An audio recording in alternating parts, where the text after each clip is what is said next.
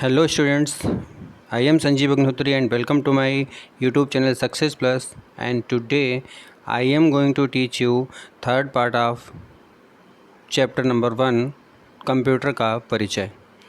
तो students, video start करने से पहले आप लोगों से रिक्वेस्ट है, अगर आप हमारे चैनल पर नए हैं तो सबसे पहले हमारे चैनल को सब्सक्राइब कर लें और पास में बने हुए बेल के आइकन को ही प्रेस कर लें, जिससे कि आपको हमारे लेटेस्ट वीडियो समय से मिलते रहें और आप अच्छे से अपनी तैयारी करते रहें। डियर स्टूडेंट्स, आप लोगों को बताना चाहूँगा कि सेकंड जो मैंने आपको पार्ट इस चैप्टर का दिया था, उससे मैंने आपको जो प्रिंटर्स थे और जो प्लॉटर्स थे, जो आउटपुट डिवाइसेस थी, उनके बारे में मैंने आपको बताया था। ओके, और अब जो है आज मैं आपको इसका अगला जो पार्ट है मेमोरी यूनिट का, उसके बारे में बताऊँगा। ठीक है, तो कंटिन्यू करते हैं इस वीडियो को और देख लेते हैं।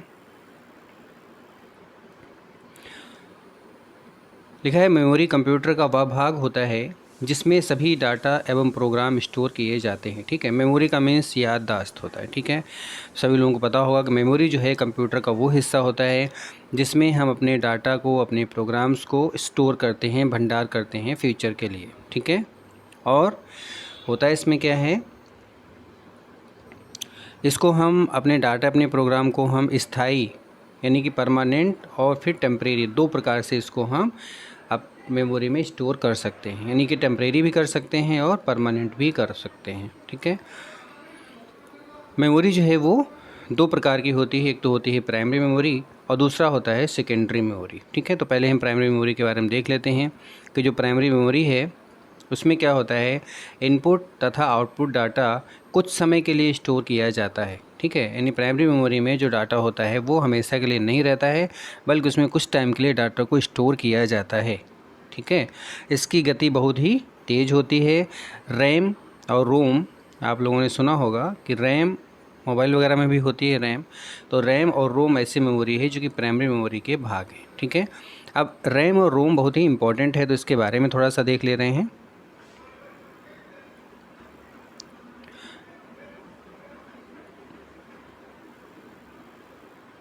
रैम जो है उसका फुल फॉर्म होता है रैंडम एक्सेस मेमोरी। ठीक है, इंपॉर्टेंट है, इसका वेरी शॉर्ट क्वेश्चन में इसका पूछा भी जाता है कि रैम की फुल फॉर्म क्या है, तो आप लोगों को लर्न करनी है ये रैंडम एक्सेस मेमोरी। ठीक है, इसमें उपस्थित जो सूचनाएं हैं वो अस्थायी यानी टेम्परेरी होती हैं, इसलिए इसको हम वोलेटाइल मेमोरी भी कहते हैं। ठीक है, मीन्स इसमें जो हम सूचनाएं भंडार करते हैं वो परमानेंट नहीं होती हैं, बल्कि वो कुछ समय के लिए होती हैं, और इसीलिए हम क्या करते हैं, इसका एक दूसरा नाम है वोलेटाइल मेमोरी भी इसे कहा जाता है। ठीक है, और जैसे ही कंप्यूटर की सप्लाई बंद हो जाती है, वैसे ही इस मेमोरी में जो ही सूचनाएँ हम डालते हैं वो नष्ट हो जाती हैं। ठीक है, यानी कि हमें दोबारा से वो देखने को नहीं मिलती हैं। फिर सेकंड है रीड ओनली मेमोरी। रीड यानी कि ROM, ROM, ROM, ROM for read, R for read, O for only और M फॉर मेमोरी, तो रीड फॉर ओनली मेमोरी। ठीक है, ये एक स्थायी मेमोरी होती है, यानी ये टेम्परेरी मेमोरी नहीं होती, ये परमानेंट मेमोरी होती है।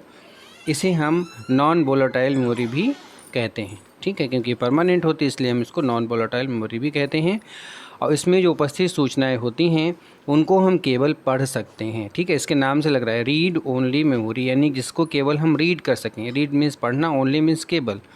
ऐसी मेमोरी जिसमें रखी सूचनाओं को हम केवल पढ़ सकें, उसमें ना तो हम कोई सुधार कर सकें, ना उसको डिलीट कर सकें, ना उसमें हम कुछ अपना नया बढ़ा सकें, तो उसे कहते हैं रीड ओनली मेमोरी। ठीक है, इसके कई पार्ट भी होते हैं, जैसे PROM है।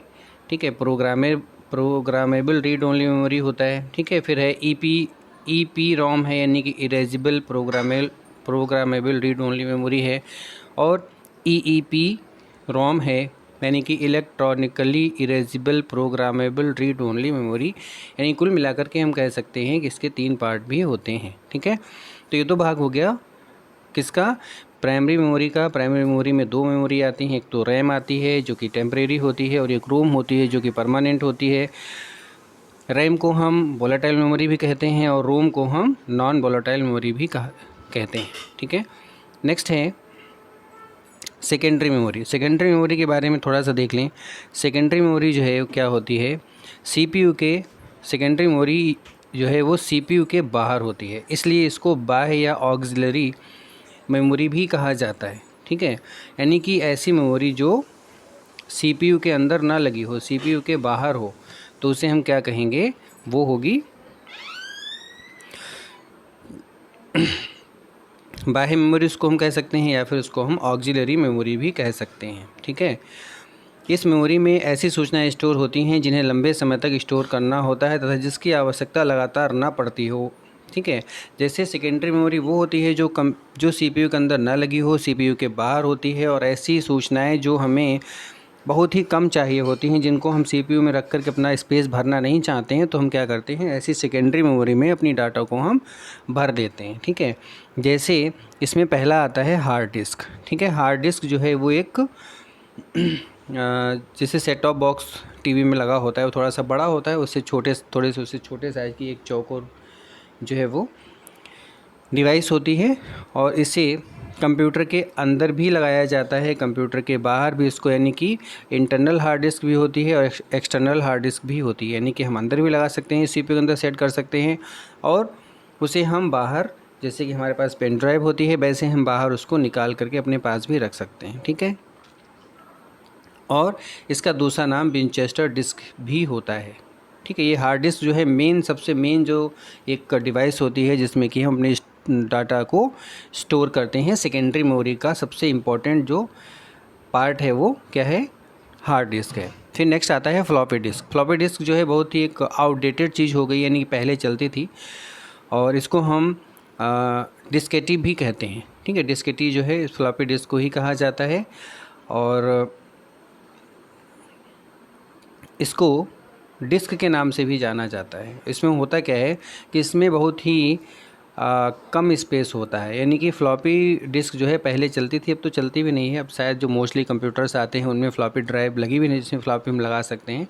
पुराने कंप्यूटर्स में फ्लॉपी जो है वो होती थी, और उसमें बहुत ही कम डाटा हम भर पाते थे, यानी कि केवल एमबी में, ठीक है, एमबी में हमारा डाटा उसमें आता था, और बहुत ही छोटी पतली से उसके अंदर जो है जैसे एक सीढ़ी टाइप में एक गोल सी एक जो है वो चक्र जैसा उसके अंदर पड़ा होता है, पतला सा, जैसे नहीं पुराने समय में जो फ़ोटो खींची जाती है उसमें जो नेगेटिव आती थी, जैसे एक्सरे होता है, एक्सरे जिस पे मिलता है उस टाइप का एक मटेरियल होता था, उसकी गोल सीढ़ी टाइप की कटी हुई उसके अंदर पड़ी रहती थी, उसी में डाटा स्टोर होता था, ठीक है। बट ये अब आउटडेटेड हो गई, इसका कोई यूज अब नहीं है। फिर है सीडी, कॉम्पैक्ट डिस्क, सभी लोग जानते होंगे सीडी का फुल फॉर्म है कॉम्पैक्ट डिस्क। सीडी जो है वो भी एक सभी लोग जानते हैं, सीडी में जो है वो 700 MB की सीडी होती है, और सीडी में भी अपना डाटा हम भर सकते हैं, लेकिन सीडी जो है वो 700 MB की ही होती है, यानी कि कम उसमें स्टोर कर सकते हैं, ज़्यादा हम इसमें स्टोर नहीं कर पाते हैं। और मोस्टली क्या होता है कि सीडी जो है वो जिसमें एक बार हम कोई डाटा डाल देते हैं तो वो डाटा फिर हटता नहीं है, और वो डाटा ये नहीं हम कर सकते हैं कि हम अगर हमें उस डाटा का कोई यूज नहीं रह गया तो उस डाटा को हम डिलीट कर दें और नया डाटा उसमें स्टोर कर लें, ये उसमें पॉसिबल नहीं है। डाटा एक बार जो हमने डाल दिया वही डाटा हमारा उसमें पड़ा रहता है। अगर हमारे यूज का नहीं है तो हमें सीडी फेंकनी पड़ती है, हमें दूसरी सीडी ला करके उस अपने डाटा को स्टोर करना होता है, राइट। नेक्स्ट है डिजिटल वीडियो डिस्क, यानी कि जिसको हम लोग करें डीवीडी। डीवीडी भी आप लोगों ने सुना होगा। डीवीडी जो है वो सीडी से कहीं बहुत ज़्यादा गुना जो है डाटा अपने अंदर स्टोर कर लेती है, और डीवीडी जो है वो कम से कम 4 GB की भी आती है, ठीक है। 4 GB की डीवीडी मार्केट में अवेलेबल है, ठीक है। जिसमें आप लोगों ने देखा होगा जो शादी वगैरह होती है तो उसमें जो शादी के जो वीडियो बनते हैं वो डीवीडी में ही डाल करके दिए जाते हैं, क्योंकि उसमें स्पेस ज़्यादा होता है, और 4 GB की अगर डीवीडी होती है तो 2 या 3 डीवीडी जो होती हैं उसमें सारा जो वीडियो का प्रोग्राम, जो शादी का जो प्रोग्राम होता है वो सारा उसमें आ जाता है, राइट। फिर उसके बाद में है ब्लू रे डिस्क। ब्लू रे डिस्क भी जो है वो एक ऑप्टिकल डिस्क स्टोरेज माध्यम है, और मुख्य रूप से इसका प्रयोग उच्च परिभाषा वाले वीडियो, ठीक है, play station 3 video games store करने के लिए इसका हम प्रयोग करते हैं। फिर अगला है पेन ड्राइव। पेन ड्राइव के बारे में आप लोगों को पहले से पता होगा, एक पेन के हिसाब से छोटी सी एक उंगली के बराबर की एक जो है वो डिवाइस होती है, और वो कई अलग अलग कॉन्फ़िगरेशन में आती है, इसमें कई मतलब उसकी जो मेमोरी की जो कैपेसिटी है वो अपने अलग अलग होती है। 2 GB से स्टार्ट होती है और आगे वो बहुत ज़्यादा जो है करीब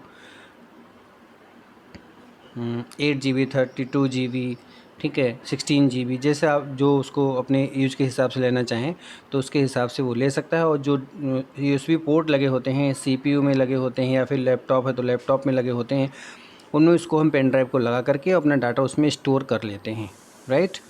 अब हम आगे बढ़ते हैं। नेक्स्ट है यहाँ पर, ये आपके सामने आ गया है, क्या है, मेमोरी कार्ड। ठीक है, मेमोरी कार्ड जो होता है ये पतले आकार का छोटा सा कार्ड होता है। मेमोरी कार्ड समझते हैं सभी लोग, जो जिसको हम लोग चिप कहते हैं। ठीक है, चिप होती है छोटी सी, जो जिसे हम लोग अपने मोबाइल में डाल देते हैं, स्लॉट होता है मोबाइल में चिप लगाने का, उसमें हम अपने सॉन्ग्स हैं या जो और फ़ोटो वगैरह हैं उनको स्टोर कर लेते हैं। तो जो मेमोरी कार्ड होता है वो भी एक प्रकार का देखा जाए तो क्या होता है, एक मेमोरी डिवाइस ही होती है, मेमोरी यूनिट होती है। ओके, नेक्स्ट है कैश मेमोरी। ठीक है, कैश मेमोरी क्या होता है, ये एक विशेष प्रकार की मेमोरी होती है जो अत्यधिक तेज स्टैटिक रैम चिपों का उपयोग करती है। ठीक है, यानी जो रैम चिप होती हैं उनका ये बहुत तेज़ी से प्रयोग करती है। यह प्रोसेसर को किसी विशेष मेमोरी का उपयोग अत्यंत तेज़ी से करने की सुविधा प्रदान करती है। कैश मेमोरी जो होती है वो किसी भी CPU वगैरह जो होता है उसको बहुत ही स्पीड से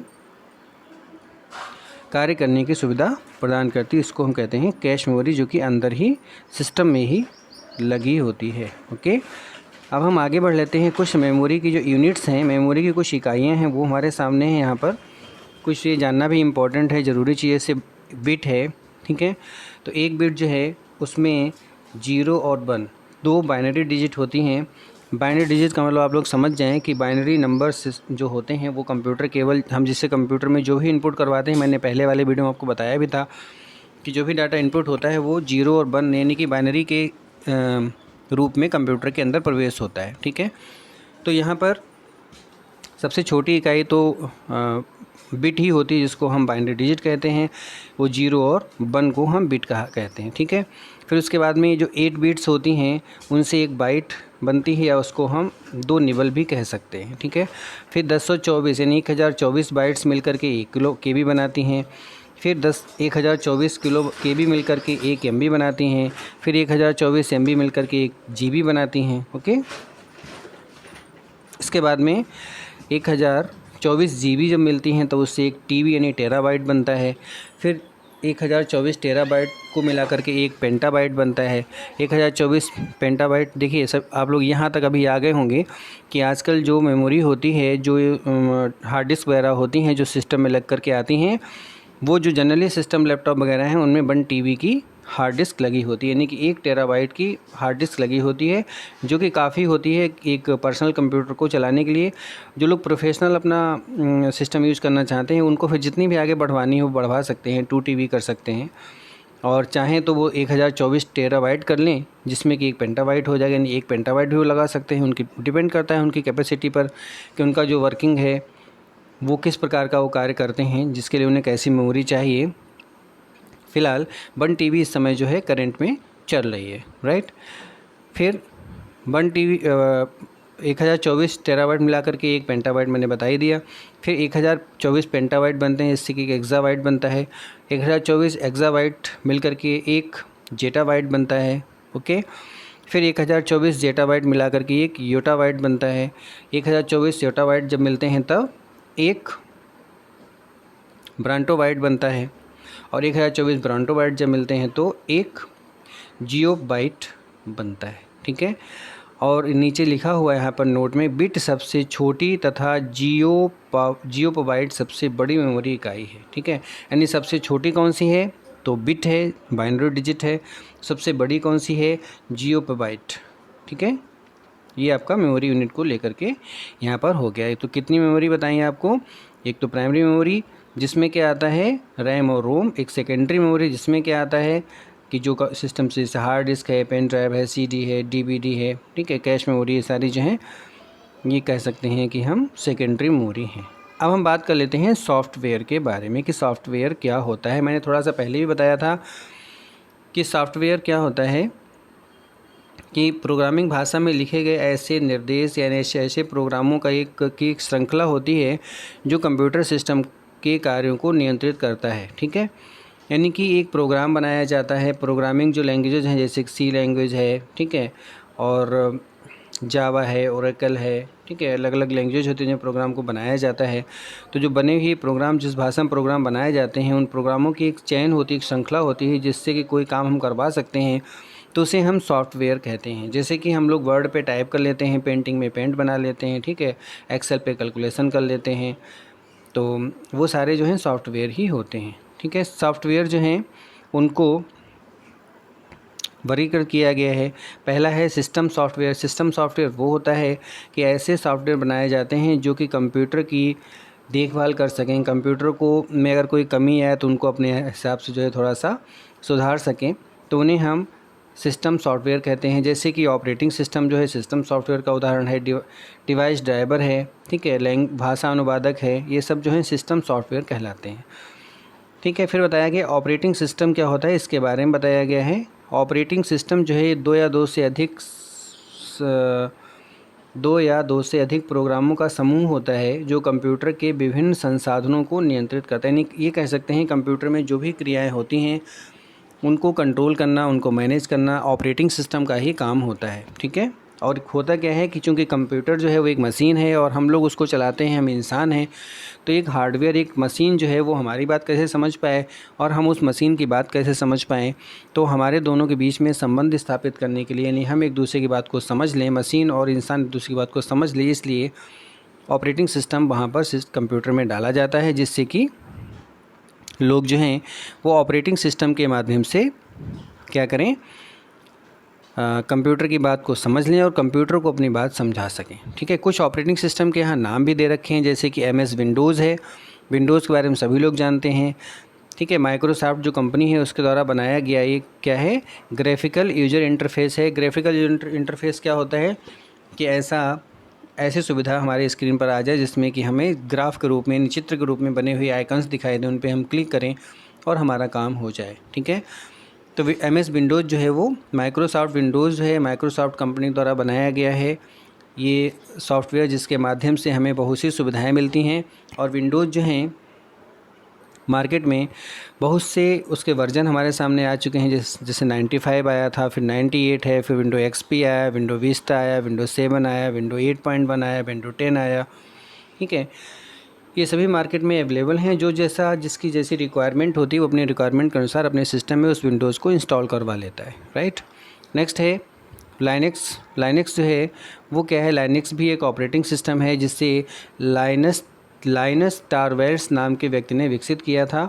और ये जो है ओपन सोर्स सॉफ्टवेयर है, मीन्स इसका सोर्स ओपन है। कोई भी इंसान अगर चाहे, अगर उसको प्रोग्रामिंग आती है तो उसे लगता है कि इसमें कोई कमी है, तो ओपन सोर्स का मीन्स क्या होता है, उसके पास उसका पासवर्ड, वो कोई मतलब उसमें कोई पासवर्ड नहीं है। और मोस्टली होता क्या है कि लोग जिससे कोई प्रोग्राम बनाते हैं वो क्या करते हैं कि वो उसमें अपने एक सॉफ्टवेयर डाल देते हैं। उससे क्या होता है कि वो प्रोग्राम उन्हीं के लिए हो जाता है, वही उसको मैनेज कर सकते हैं, वही उसको संभाल सकते हैं, उसमें कमी सुधार करना है उसको वही व्यक्ति कर सकता है। लेकिन लाइनक्स में ऐसा नहीं है। लाइनक्स ओपन सोर्स सॉफ्टवेयर है, कोई भी व्यक्ति उसको देख सकता है, जिसको नॉलेज है वो उसमें जाकर के कोई सुधार भी कर सकता है। ठीक है, और हर प्रकार के कंप्यूटर पर इसको चलाया जा सकता है। उसके बाद में आ गया है डिवाइस ड्राइवर की। जो डिवाइस होती हैं, यानी जो हमारे कंप्यूटर में अलग अलग डिवाइसेस, जैसे कि माउस लगा है, कीबोर्ड लगा है, ठीक है, और स्पीकर लगा रखा है, मैंने स्कैनर लगा रखा है, बारकोड रीडर लगा रखा है, यानी कि हमारे पास जो जो चीज़ें कंप्यूटर में लगी हुई हैं, वेबकैम लगा है, उन सभी को सुचारू रूप से चलाने के लिए डिवाइस ड्राइवर्स होते हैं। उन ड्राइवर्स के माध्यम से कंप्यूटर में ये सारी चीज़ें चलती रहती हैं। ठीक है, फिर है उसके बाद में भाषा अनुवादक। भाषा अनुवादक आप लोग समझते हैं, भाषा का ट्रांसलेशन करने, लैंग्वेज ट्रांसलेटर इसको हम इंग्लिश में कहते हैं। और ये करता क्या है, ये जो है ऐसे प्रोग्राम होते हैं जो विभिन्न प्रोग्रामिंग भाषाओं में लिखे गए प्रोग्रामों का अनुवाद कंप्यूटर की मशीनी भाषा में करते हैं। मीन्स जो है, जैसे हमारे पास अलग अलग सॉफ्टवेयर आते हैं, अलग अलग लैंग्वेजेज होती हैं जिनके माध्यम से हम कंप्यूटर में प्रोग्राम लिखते हैं। तो होता क्या है, इसमें जो भाषा अनुवादक होते हैं वो जिस भी भाषा में लिखा हुआ प्रोग्राम हो वो मशीनी भाषा में उसको बदल देते हैं। ठीक है, भाषा अनुवादक जो हैं वो असेंबलर, कंपाइलर और इंटरप्रेटर की श्रेणी में इनको बांटा गया है। असेंबलर क्या होते हैं इनके बारे में हम देख लेते हैं। ऐसे प्रोग्राम होते हैं असेंबलर जो असेंबली भाषा में लिखे होते हैं। ठीक है, लिखे गए प्रोग्राम का अनुवाद मशीनी भाषा में करते हैं। यानी असेंबलर जो है एक असेंबली भाषा होती है कंप्यूटर की, उसमें वो लिखे जाते हैं। और असेंबलर करता क्या है कि जो असेंबली भाषा के प्रोग्राम हैं उनको वो मशीनी भाषा में करके कंप्यूटर को बताता है। कंपाइलर में क्या है, कंपाइलर जो है एक ऐसा प्रोग्राम है जो किसी प्रोग्रामर द्वारा उच्च स्तरीय यानी हाई लेवल जो लैंग्वेज होती है उसको उस भाषा में लिखे गए सोर्स प्रोग्राम का अनुवाद मशीनी भाषा में करता है। और इंटरप्रेटर का भी लगभग वही काम होता है। ठीक है, फिर हम लोग और आगे थोड़ा सा बढ़ते हैं। आगे आ गया है एप्लीकेशन सॉफ्टवेयर। ठीक है, एप्लीकेशन सॉफ्टवेयर क्या होते हैं, यानी एप्लीकेशन का मीन्स ऐप। आप लोग अगर ऐप कहें तो जल्दी समझ में आ जाएगा। जो ऐप्स होते हैं मोबाइल में, तो ऐप्स से हमें क्या सुविधाएं मिलती हैं। ठीक है, वो सुविधाएं जिनसे हम, जैसे मान लो कोई ऐप है, अगर हमें डिक्शनरी देखनी है, हमें इंग्लिश से हिंदी में वर्ड देखने हैं, तो हम अगर एक डिक्शनरी का ऐप डाउनलोड करते हैं तो हम क्या कहते हैं, वो ऐप जो है वो एप्लीकेशन ही है मोबाइल के लिए। इसी प्रकार से जो कंप्यूटर या लैपटॉप्स होते हैं उनमें भी ऐप्स होते हैं। जैसे कि पेंटिंग की अगर हम बात करें, एमएस वर्ड उसमें ऐप है। ठीक है, एप्लीकेशन है क्योंकि वो हमें सुविधाएं देता है कि उसमें हम टाइप कर सकते हैं, उसमें हम प्रिंट कर सकते हैं अपने, अब जो वर्ड प्रोसेसिंग है वो उसमें हम कर सकते हैं। ठीक है, या फिर पेंटिंग है जिसमें हम पेंट कर सकते हैं, या फिर कोई ऐसा सॉफ्टवेयर जैसे मान लो कोई ब्राउज़र है जिसमें हम नेट चला सकते हैं। ये सारे ऐप होते हैं, जैसे कि मोबाइल में होते हैं वैसे लैपटॉप और कंप्यूटर में भी होते हैं, तो उनको हम एप्लीकेशन सॉफ्टवेयर कहते हैं। ठीक है, जैसे ऑलरेडी बने हुए वो होते हैं, और ये दो प्रकार के होते हैं। एक सामान्य उद्देश्य सॉफ्टवेयर होते हैं। सामान्य उद्देश्य सॉफ्टवेयर वो होते हैं जैसे कि मान लो वर्ड प्रोसेसिंग सॉफ्टवेयर, जैसे कि एमएस वर्ड है। ठीक है, स्प्रेडशीट का मतलब कह सकते हैं जैसे कि जो एमएस एक्सेल है, इसमें कि हम कैलकुलेशन करते हैं। ठीक है, तो ऐसे सॉफ्टवेयर जो मोस्टली कंप्यूटर में सभी को चाहिए होते हैं, सामान्य उद्देश्य सबका उद्देश्य उसमें पूरा हो सकता है। तो एक तो उस टाइप के जो है वो एप्लीकेशन सॉफ्टवेयर जो हैं सामान्य उद्देश्य के होते हैं, और एक विशेष उद्देश्य के होते हैं। विशेष उद्देश्य के कौन से होते हैं उसके बारे में देख लेते हैं। जैसे कोई इंसान अगर अपना एक पर्सनल किसी ने अपना बिजनेस चलाया है, कोई व्यक्ति जैसे सपोज दैट कोई मेडिकल स्टोर अपना खोल रहा है, और उसको मेडिकल स्टोर के लिए एक ऐसा सॉफ्टवेयर चाहिए जिससे कि उसके पास दवाई कितनी आई, कितनी दवाई उसने बेची, कितनी उसके स्टॉक में बची, कितना पैसा उसके पास आया, कितना पैसा उसने खर्च किया, ये सारा उसको अपना डाटा रखना है। तो उसके लिए वो स्पेशल जो प्रोग्रामर्स होते हैं, जो सॉफ्टवेयर इंजीनियर्स होते हैं, उनसे मिलकर के अपनी रिक्वायरमेंट के हिसाब से एक प्रोग्राम बनवा लेता है। तो उसे हम क्या कहते हैं, विशेष उद्देश्य सॉफ्टवेयर। जैसे कि होटल लिखा है, होटल मैनेजमेंट, जैसे मान लो होटल है कोई, होटल में कैसे क्या करना है, क्या व्यवस्था रखनी है, होटल में क्या क्या होती हैं आवश्यकताएं, उसके हिसाब से किसी ने कोई सॉफ्टवेयर बनवा लिया। तो वो सिर्फ होटल के लिए है, वो किसी स्कूल में तो उसकी ज़रूरत पड़ नहीं सकती। ठीक है, या स्कूल वाले ने बनवा लिया अपना विशेष उद्देश्य के लिए सॉफ्टवेयर बनवाया जो सिर्फ स्कूल में ही ज़रूरत है, तो वो केवल स्कूल वाले को ही मिल सकती है। ठीक है, तो ये सारे जो हैं विशेष उद्देश्य के एप्लीकेशन सॉफ्टवेयर्स होते हैं। ठीक है, अब हम इसके बाद में आगे बढ़ते हैं थोड़ा सा। ये चैप्टर जो है बिल्कुल लास्ट होने पर है ये, और इसमें कुछ चीज़ें ऐसी बताई गई हैं जो कि बिल्कुल हम इम्पॉर्टेंट है, हमें एक बार में एक नज़र में जिन चीज़ों को हमें ध्यान रखना है। ठीक है, जैसे कंप्यूटर एक स्वचालित इलेक्ट्रॉनिक डिवाइस है जो डाटा इनपुट करता है और सॉफ्टवेयर या प्रोग्राम के अनुसार किसी परिणाम के लिए डाटा को प्रोसेस, स्टोर और तथा डिस्प्ले करता है। ये एक देखा जाए तो कंप्यूटर की परिभाषा होगी। ठीक है, फिर कंप्यूटर को उनकी रूपरेखा तथा उद्देश्य के आधार पर 3 वर्गों में बांटा गया है। ठीक है, ये तो बताया था मैंने, कंप्यूटर को 3 भागों में बांटा गया है। ठीक है, एक तो आकार के आधार पर, एक उद्देश्य के आधार पर, और एक तकनीक के आधार पर। ठीक है, सुपर कंप्यूटर सर्वाधिक मतलब बहुत तेज़ गति वाली, बहुत ज़्यादा उसमें क्षमता होती है, और ऐसे बड़े कंप्यूटर होते हैं। फिर है कंप्यूटर के विभिन्न अवयव एवं उनके मध्य संबंध को कंप्यूटर की संरचना कहते हैं। ठीक है, सीपीयू कंप्यूटर का वह भाग है जिसमें अर्थमेटिक और लॉजिकल ऑपरेशंस किए जाते हैं, और जो कमांड्स होते हैं उनको डिकोड और एग्जीक्यूट किया जाता है। एएलयू अर्थमेटिक और लॉजिक यूनिट होती है, सीपीयू के लिए सही प्रकार की गणनाएँ करता है। फिर एक कंट्रोल यूनिट वो भाग है जो कंप्यूटर के सही कार्यों को पर नज़र रखता है, यानी कि हमने कहा था कि सीपीयू कंप्यूटर का दिमाग कहा जाता है, और कंट्रोल यूनिट जो है वो कंप्यूटर का हृदय कहा जाता है, क्योंकि वो हर बात पर कंट्रोल करता है, कंट्रोल रखता है, ध्यान रखता है, हर चीज़ पर वो नज़र रखता है। कंप्यूटर के वे सभी भाग जिन्हें हम देख सकते हैं तथा स्पर्श कर सकते हैं उन्हें हार्डवेयर कहते हैं। वे डिवाइसेस जिनका प्रयोग उपयोगकर्ता के द्वारा कंप्यूटर को डाटा तथा निर्देश प्रदान करने के लिए किया जाता है इनपुट डिवाइस कहलाती हैं। ठीक है, ये वे डिवाइस जिनका प्रयोग हम परिणाम प्राप्त करने के लिए करते हैं उन्हें आउटपुट डिवाइस कहते हैं। ठीक है, मेमोरी के बारे में बताया गया है, यानी जो पीछे हुए चैप्टर में पढ़ा है आपने उन सभी का एक देखा जाए तो एक कंक्लूजन यहाँ शॉर्ट में दे दिया गया है। एक नज़र में हम इस चैप्टर को देख लें कि क्या क्या इसमें दिया गया है। ठीक है, और मेमोरी में क्या होता है, डाटा हम भंडार करते हैं, डाटा का स्टोर करते हैं। दो प्रकार की होती है, प्राइमरी मेमोरी और सेकेंडरी मेमोरी। और सॉफ्टवेयर जो है वो क्या है, प्रोग्रामिंग भाषा में लिखे गए निर्देश हैं जिसमें कि निर्देशों की एक चैन होती है, एक श्रृंखला होती है जो कि हमारे सिस्टम को नियंत्रित करता है। राइट स्टूडेंट्स, तो आपका चैप्टर कंप्लीट हो गया, चैप्टर नंबर 1। और इसमें क्वेश्चंस कैसे करने हैं वो मैं आपको एक PDF के माध्यम से क्वेश्चंस भी बता दूंगा। Okay, thank you.